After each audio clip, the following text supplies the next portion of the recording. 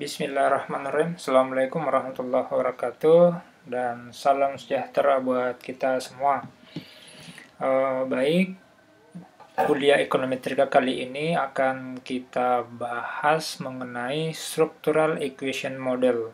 Setelah pertemuan sebelumnya dibahas tentang model persamaan simultan, pada kesempatan kali ini akan kita bahas tentang konsep dasar SEM, structural equation model, dan bagaimana prosedural SEM. Nah, pada awalnya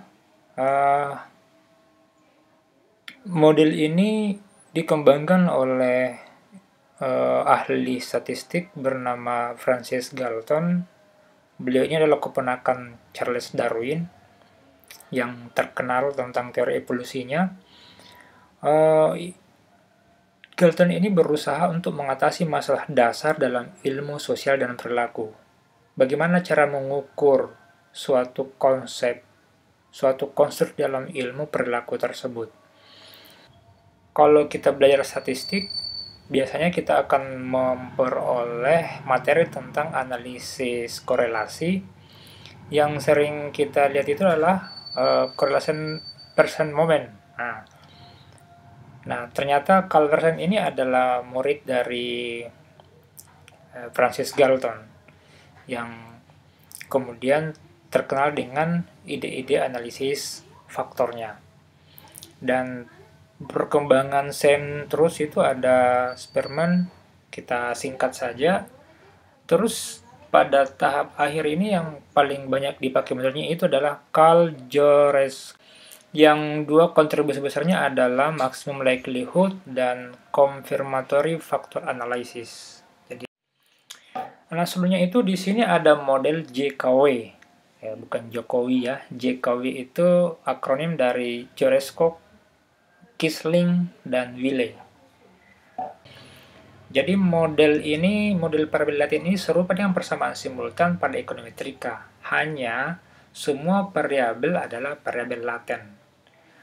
Sedangkan kalau di model persamaan simultan kita sama-sama tahu bahwa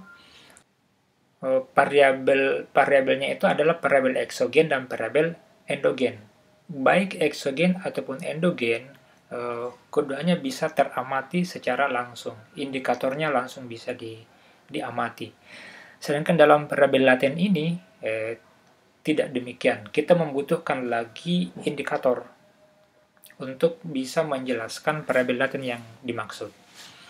Model pengukuran ini menunjukkan efek dari variabel laten. Itulah tadi.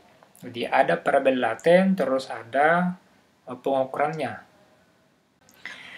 Oke, secara grafis bisa kita lihat proses perkembangan dari SEM itu sampai digabungkan dengan model ekonometrik. Jadi pertautan antara statistik dengan ekonometrik. Lahirlah ini JKW model, ya, JKW model. Software yang bisa dipakai itu umumnya adalah Mistral sama Amos. Ini bisa diamati pada slide ini. Nah, saya pernah bertanya tentang apa sih perbedaan antara model persamaan simultan dengan model persamaan struktural. Nah, itu kadang membingungkan antara dua istilah ini. Dulu juga ya, saya sempat bingung yang mana yang dimaksud simultan, yang mana dimaksud dengan struktural. Ternyata memang hampir sama ya. Perbedaannya itu hanya pada ini. Pada model persamaan struktural itu menggunakan persamaan yang komplit. Persamaan simultannya itu komplit. Komplit itu artinya jumlah variabel endogen sama dengan jumlah persamaan di dalam model.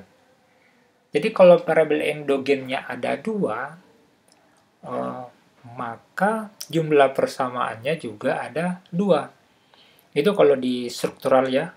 Tapi kalau di simultan, bisa saja persamaannya hanya 2, tetapi jumlah variabel endogennya bisa 3, bisa 5, ya, tergantung model yang kita bangun.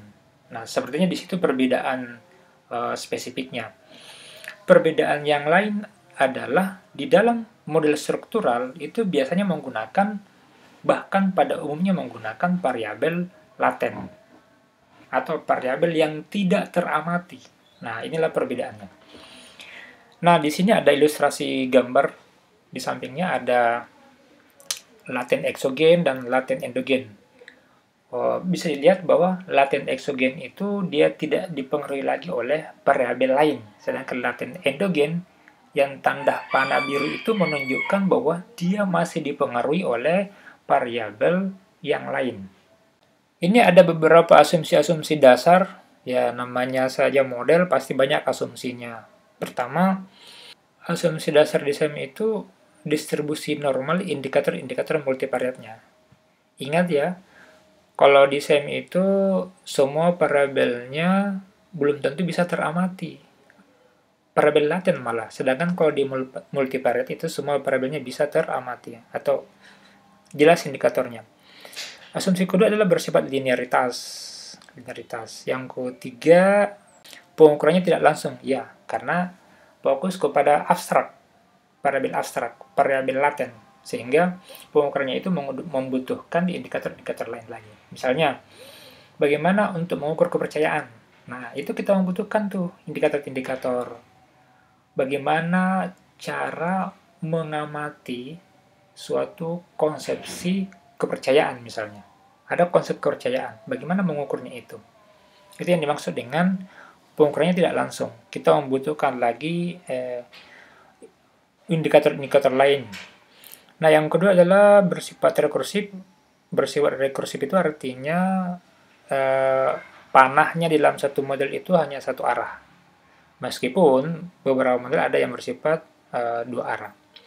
Datanya data interval, residualnya sebisa mungkin kecil, errornya tidak berkorelasi, dan yang paling penting adalah sampelnya besar.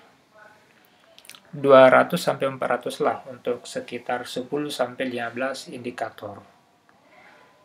Nah, beberapa definisi dasar saya berharap teman-teman bisa membaca di slide yang sudah saya upload di Google Drive ya. Apa itu causal modeling, confirmatory factor analysis, sampai kepada model-model korelasi. Oke, jadi apa sih sebenarnya itu SEM? Ingat ya, ada dua tadi, ada variabel dan ada pengukuran. Nah, pengukuran ini yang paling penting. Apa yang mau diukur, bagaimana mengukurnya, dan apakah alat ukur itu betul-betul bisa mengukur apa yang mau diukur. Misalnya, yang mau diukur itulah kepercayaan ataukah kepuasan konsumen, ya. Kepuasan konsumen itu bagaimana cara mengukurnya? Dan apakah pengukuran itu benar-benar bisa dipercaya atau valid? Nah, itu pasti ada ukuran-ukuran kapan dikatakan valid. Makanya di dalam model SEM itu sebenarnya sangat kuat menggunakan konsepsi teoritis. Karena teori dan model itu yang akan dibuat dalam suatu model model SEM ini harus teori yang benar-benar sudah teruji. Jadi ini bersifat deduktif. Seperti yang kita katakan tadi, ada variabel latennya dan ada pengukurannya. Dalam pengukuran ini harus jelas antara apa yang akan diukur, bagaimana cara mengukurnya, dan apakah alat yang digunakan itu benar-benar bisa mengukur apa yang mau diukur. Misalnya, variabel kepercayaan misalnya. Bagaimana kita mengukurnya itu? Indikator-indikator apa yang bisa menggambarkan kepercayaan? Nah, indikator inilah yang harus kita cari konsepsi teoritisnya. Ya, bisa merujuk kepada teori-teori yang sebelumnya ataukah riset-riset yang telah dilakukan sebelumnya. Yang pasti di dalam ilmu sosial dan perilaku itu cenderung bersifat kepada bagaimana menguji kerangka teoritis. Apakah pada situasi tertentu di tempat yang satu bisa diterapkan kepada situasi di tempat yang lain. Makanya asumsi-asumsi tadi itu harus memang ketat diberlakukan. Karena di pengukuran itu harus betul-betul bisa menggambarkan apa yang mau diukur. Harus betul-betul bagaimana menguji validitas ukurannya. Nah, yang lain itu adalah ada hubungan kausal. Hubungan kausal bahwa suatu peristiwa itu bisa dipengaruhi oleh peristiwa yang lain. Nah, di situ ada dua, ada bagaimana cara menyimpulkan hubungan kausal itu, sementara yang kita ukur itu adalah indikatornya, artinya tidak dilakukan secara langsung. Begitu juga bagaimana cara menilai kekuatan hubungan antara variabel tersebut dengan indikatornya. Jadi antara variabel laten dengan indikatornya itu bagaimana cara mengukurnya, seberapa kuat hubungannya. Nah, SEM ini cukup lengkap karena teknik pemilihan statistik ekonometrik ini yang menggabungkan antara analisis faktor, analisis jalur, dan analisis regresi. Makanya banyak orang menggunakan model ini karena dianggap lengkap, meskipun di dalam ilmu ekonomi atau ekonomi pembangunan biasanya menggunakan data-data time series. Khusus model ini ya umumnya menggunakan data-data cross section. Nah, tetapi dalam ilmu-ilmu sosial yang mengukur perilaku seseorang misalnya, apa motif orang menginvestasikan uangnya di perusahaan ini? Apa motif-motif orang untuk melakukan korupsi misalnya? Itu bisa, itu masuk kajian-kajian ilmu ekonomi juga. Sehingga model SEM ini bisa saja kita gunakan dalam penelitian-penelitian. Yang penting juga adalah komponen model dalam SEM. Jadi ada 3 komponen. Yang pertama adalah variabel, model, dan kesalahan. Nah, variabel tadi sudah kita jelaskan sekilas tentang variabel laten dan variabel yang teramati. Kemudian ada model struktural, ada model pengukuran. Karena ada 2 modelnya, maka kesalahannya juga ada 2. Ada kesalahan struktural, ada kesalahan pengukuran. Jadi variabel laten itu saya ulangi lagi bahwa variabel kunci yang menjadi perhatian dan itu berupa konsep yang abstrak. Jadi dia adalah konstruk. Konstruk itu adalah abstraksi dari fenomena-fenomena. Apalagi kajian-kajian ilmu ekonomi terjadi pergeseran, misalnya berkembangnya tentang indeks kebahagiaan yang sebagai pengukuran alternatif terhadap kesejahteraan suatu negara yang selama ini digunakan adalah GDP, sekarang sudah JNH, Gross National Happiness. Jadi kebahagiaannya sudah bisa diukur.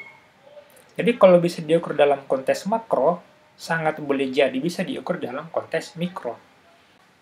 Ini barangkali kajian-kajian pertalian antara kajian-kajian ekonomi dengan psikologi. Jadi, motif-motif orang mengkonsumsi itu apa sih sebenarnya? Apakah karena motif harga, motif utility, atau motif sekadar citra? Itu saya kira abstrak-abstrak yang sangat memungkinkan kita bisa melakukan penelitian terhadapnya. Ini hanya kesepakatan umum saja. Kalau variabel laten eksogen itu dilambangkan dengan C, ada di sini lambang Yunaninya. Kalau laten endogen itu dengan eta. Oke, secara umum simbol dari variabel laten itu elips atau lingkaran ya. Itu kita sepakati saja bersama. Mari kita bahas satu persatu. Apa yang dimaksud dengan variabel teramati itu adalah tidak lain dari indikator. Indikator yang akan mengukur variabel laten. Jadi misalnya variabel latennya itu adalah kepercayaan. Nah, apa sih indikator dari kepercayaan itu? Apakah mengukurnya itu dengan menggunakan pertanyaan pada kuesioner, yang biasanya setiap kuesioner itu mewakili sebuah variabel yang teramati. Variabel teramati juga itu merupakan efek dari variabel laten. Jadi dia merefleksikan antara variabel laten dengan indikatornya. Oke, itu untuk variabel. Selanjutnya adalah model struktural. Di sini ada dua model struktural. Oke, di sini ada dua yang mesti diperhatikan, yaitu parameter yang menunjukkan regresi variabel laten eksogen pada variabel laten endogen. Ya maaf, ini salah ketik ya. Itu biasa disimbolkan dengan gamma. Jadi variabel laten eksogen terhadap variabel laten endogen itu disimbolkan dengan gamma. Jadi diperhatikan saja indeksnya. Kalau gamma 1 berarti variabel eksogen 1 ke variabel endogen 1. Parameter yang menunjukkan regresi variabel laten endogen kepada variabel laten endogen yang lain itu disimbolkan dengan beta. Jadi di sini eta 1 ke eta 2 berarti beta 1 1. Itu diperhatikan indeksnya saja. Nah, di gambar ini ada dua variabel eksogen, yang putih ini lingkaran putih, sedangkan yang lingkaran agak coklat ini adalah variabel endogen. Bisa dilihat di sini parameternya masing-masing. Itu untuk model struktural. Perlu juga diperhatikan antara variabel model struktural ini ada yang disebut dengan reciprocal, ada dengan unanalyzed association. Biasanya unanalyzed association hanya menunjukkan prasyarat supaya suatu model itu bisa running dalam suatu aplikasi. Selanjutnya adalah model pengukuran. Nah, model pengukuran ini seperti yang kita kemukakan tadi, dia menggambarkan hubungan antara variabel laten dengan variabel teramati atau indikatornya. Jadi, apakah indikator yang kotak ini, X1, X2, X3, betul-betul bisa menggambarkan variabel laten yang C ini? Nah, ini kesepakatan umumnya dilambangkan dengan lambda. Di lambda 11, lambda X21, lambda X31. X1, X2, X3 ini tergantung banyaknya indikator yang ditetapkan yang kira-kira bisa menggambarkan suatu konsepsi variabel laten ini yang dilambangkan dengan Xi. Ini kesalahan ingat ada dua kesalahan struktural dan kesalahan pengukuran. Perhatikan saja yang putih di atas ini. Di sini nih kalau kesalahan model struktural, karena tidak mungkin semua bisa dijelaskan di dalam model, maka pasti ada errornya. Nah, kalau kesalahan strukturalnya itu dilambangkan dengan zeta. Variabel teramati, errornya itu dilambangkan dengan delta dan epsilon. Sebentar kita tunjukkan.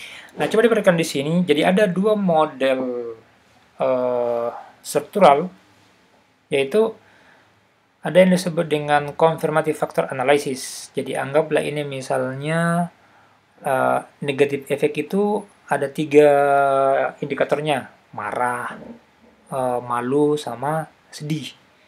Nah, misalnya marah itu bisa diukur dengan tingkat kemarahan. Misalnya 1 sampai 9 atau 1 sampai 5. Begitu juga tingkat malu, karena kita menggunakan pengukuran dengan data interval. Nah, sedangkan kalau second order confirmatory factor analysis itu bertingkat 2. Jadi misalnya di sini saya ambil contoh kepuasan pelanggan. Kepuasan pelanggan ini diturunkan lagi menjadi apa bukti fisiknya, ini keandalannya, apa jaminannya, sampai kepada empati. Nah, di konstruk pertama inilah yang kemudian ada indikatornya. Nah, ini ya indikatornya. Jadi ada konstruk 1, ada konstruk order 2. Ini untuk kesalahan yang struktural ya. Nah, model yang lain, ini saya tampilkan model hybrid yang lengkap ya, yang lengkap. Jadi kalau error atau kesalahan yang struktural tadi dilambangkan dengan zeta, kalau error pada variabel-variabel teramati atau indikatornya itu dilambangkan dengan delta. Kalau variabel teramatinya X, maka itu delta X1, delta X12, dan seterusnya. Sedangkan variabel yang berkaitan teramati Y itu dilambangkan dengan epsilon.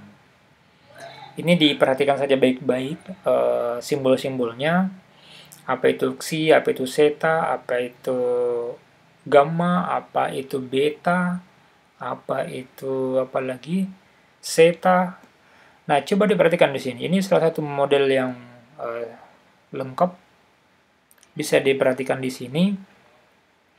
Yang saya berikan kotak putus-putus merah di atas itu menggambarkan error dari variabel teramati atau indikator. Sedangkan epsilon ini adalah dari yang Y. Oke. Seperti yang saya sampaikan dari awal bahwa SEM ini lengkap. Ada analisis faktornya, ada analisis path-nya atau jalur, dan ada analisis regresinya. Saya mau konfirmasi ulang saja perbedaan antara analisis faktor dengan analisis regresi. Mungkin teman-teman sudah banyak yang mengetahui, saya hanya mengulang saja, mengingatkan kembali. Jadi kalau analisis faktor itu adalah teknik yang digunakan untuk mencari faktor-faktor yang mampu menjelaskan hubungan atau korelasi antar berbagai indikator independen yang diobservasi. Jadi mencari faktor-faktor yang mampu menjelaskan. Misalnya kita contohkan tadi ya, kepuasan pelanggan. Ya, kepuasan pelanggan itu apa yang bisa menggambarkan dia? Apa bukti fisiknya? Apa keandalannya? Apa betul faktor-faktor itu bisa menjelaskan tentang kepuasan pelanggan? Contoh seperti itu. Begitu juga kebahagiaan. Apakah orang yang punya banyak uang itu bahagia? Apakah orang yang punya waktu luang itu bahagia? Nah, itu faktor-faktor yang bisa menjelaskan variabel yang diobservasi. Nah, sedangkan analisis regresi, ya ini pasti sudah sudah sering didapat ya dari ekonometri ke-1 sampai ekonometri ke-2. Nah, regresi mempelajari bentuk hubungan antara satu atau lebih variabel bebas terhadap variabel terikat atau tak bebas. Ini saya hanya tampilkan saja contoh model simultan, ya, model simultan. Ini bukan model struktural SEM ya, karena di sini semua variabelnya itu variabel yang bisa teramati secara langsung. Sedangkan sama-sama kita ketahui bahwa yang SEM itu mengutamakan adalah fokus pada variabel laten yang tidak teramati. Jadi ini contoh model simultan saja. Nah, yang model struktur itu kayak begini. Komponen SEM itu modelnya. Yang kedua, persamaannya. Yang ketiga adalah errornya. Itu yang mesti diingat baik-baik. Ya. Oke. Ini saya hanya menggambarkan saja model matematisnya dalam bentuk matriks. Nah, saya kira itu konsep-konsep dasar SEM. Nah, selanjutnya langkah yang paling penting itu adalah bagaimana prosedurnya dalam melakukan analisis SEM ini. Pertama tentu spesifikasi model. Apakah modelnya tadi model konfirmasi faktor, apakah modelnya itu dua konstruk, apakah modelnya itu full model atau hybrid. Itu dispesifikasi dengan betul. Yang kedua adalah identifikasi. Nah, ini sudah dijelaskan di persamaan simultan. Apakah persamaan-persamaannya itu under-identify, just-identify, atau over-identify. Yang ketiga adalah estimasi. Nah, di sini estimasi yang paling sering digunakan itu ini yang dua. maximum likelihood, dan general weight least score atau LS. Nah, yang keempat adalah uji kecocokan model, goodness of fit. Ini yang banyak. Ini saya tampilkan saja nilai-nilainya bahwa ketika kita merunning suatu model SEM, maka angka-angka ini akan keluar, dan inilah rujukan-rujukannya. Jika memenuhi ini, maka model itu dianggap fit atau cocok, atau model itu berkesesuaian. Nah, yang kelima adalah REST specification. Ya, langkah ini untuk untuk melakukan pengujian ulang terhadap model kita untuk memperoleh hasil yang lebih baik tentunya. Oke, ini penjelasan-penjelasan saja tentang uji kecocokan. Ini sekali lagi bisa dibaca dengan bagus, dengan pelan-pelan di file persentasenya. Oke, mudah-mudahan presentasi yang sederhana ini bisa memberikan gambaran tentang konsep SEM itu sendiri dan bagaimana proseduralnya. Oke, ini saya tampilkan salah satu penelitian mahasiswa kami di EP yang ingin melihat bagaimana peran model sosial dalam meningkatkan kesejahteraan keluarga prasejahtera di Kecamatan Palangga, Kabupaten Goa. Jadi kalau diperhatikan di sini ada berapa nih? Ada 5 dia punya variabel laten. Untuk model ini silakan dijawab ya. Variabel manakah yang merupakan variabel laten endogen? Apakah jaringan sosial, apakah pendapatan rumah tangga, apakah kesejahteraan keluarga? Nah, silakan komen di Classroom. Jawabannya di komen di situ saja. Oke, sekian dan terima kasih.